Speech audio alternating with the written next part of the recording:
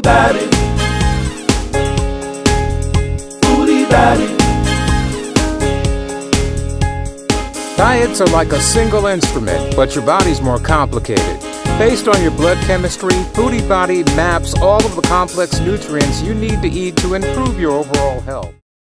Well, it was 1997. It was the year I called the year of the tornadic blizzard in my mind, in my spirit, in my body. I was diagnosed with breast cancer, but not just me, but my beloved sisters, my oldest and my youngest, all in the same 3-month period. Some of my friends said, Bonnie, would you just, tape this program for me? Because in those days we used tapes.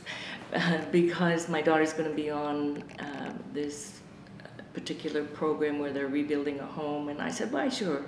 Well, wouldn't it be that following that broadcast was a program on healing with natural methods, that is, with a vegan diet with juicing.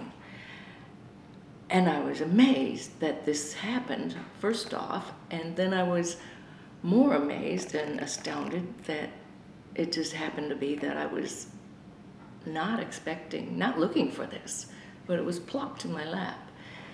And so I was kind of excited, but you know how you do, sometimes you lay it aside, and it wasn't long before I felt compelled to send for the materials, and in those days it was all snail mail, and it took 3 weeks for the particular workbook and the tapes and all of the methodologies that I needed to consider to do this type of a diet. And in the meantime, my husband and I were very concerned about what I should do next. I was facing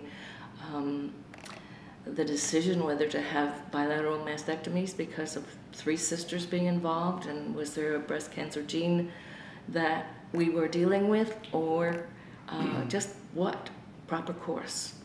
And as it stood, I began, after I received the materials, I began listening to them, and I began getting really excited. And I thought, and my husband was listening to them too. It's always important to have your spouse on board with you and supporting you in anything this radical, because your diet is pretty important as a family. And so we both listened, and we both thought, wow, this is amazing. So I proceeded to keep praying and asking God for direction. And as it came out, I had been seeing my breast surgeon for consult and for his advice, and he had advised me to schedule the bilateral breast mastectomy, and I had agreed to that. But as time went on, it was about a 4-week wait. I had a second opinion by another reputable breast surgeon in another portion of New York, and it turned out that when it was time to actually have the surgery, I had firmly known that I was to do the diet in lieu of chemotherapy, in lieu of breast surgery, in lieu of radiation, all of the normal types of approaches. I'd like to give you a little backdrop too, insofar as my own approach to life. And early on, as a kid, I wanted to be a nurse. So that happened, and I was very motivated and highly skilled nurse in areas of pediatrics and in clinical teaching of student nurses and in the area of general nursing as well. And when you're programmed by medicine, you have a very rigorous screen that you put all information through, because science reigns, and it's not a bad thing, but you just don't have a lot of wiggle room insofar as natural things. So what happened with the nursing preparation?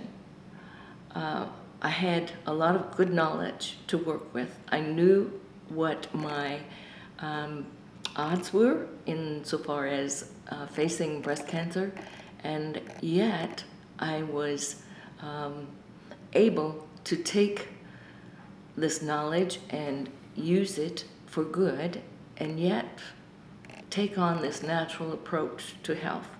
And it really changed my life. It changed my perspective, and it gave me a lot of patience with people who were in a similar circumstance and totally confused by their options, because the options are difficult in modern medicine. They're not pleasant, the side effects are profound. So I embarked on this, and I had a radical type of experience. It was like 2 quarts of carrot juice every day, along with green juices mixed in, and it was totally raw. It was a salad at lunch, and at dinner time, it was another salad, but no oils, not even lovely avocados because of the oil in them. But this was for a year that I was to go through this radical approach. But come the end of that year, I was allowed to add cooked foods, a small amount, at the dinner hour, and I got right into the saddle of that, and it was very possible to do. I had grace to do it, and I was excited. My situation was such that after I'd been on the juicing and the raw diet for just a matter of 3 weeks, my PCP had wanted to do a blood test. And he did this, and I went ahead and went in for follow-up, and he said, "I can't believe this. This must be a mistake," because my blood cholesterol had dropped an amazing 30 to 50 points. And he was so amazed. He says, "Oh, this can't be true." And then he looked at my husband's lab data, and he too dropped a similar amount. So it was, the proof was in the pudding, so to speak. And both the doctor and my breast surgeon and the radiologist that I had consulted with, but wasn't necessarily going to use him, were amazed and agreeing that my body was responding beautifully to this change in my diet. So I was exceptionally excited and motivated from that point on to continue. And as I progressed, I have pretty much changed my lifestyle.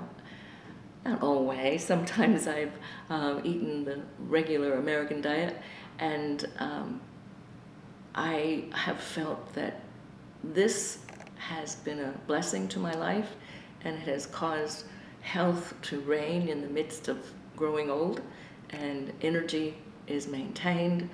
And I just felt that this was a gift from God, and it was totally unsolicited in that sense, but it was his answer, and it was very special to me.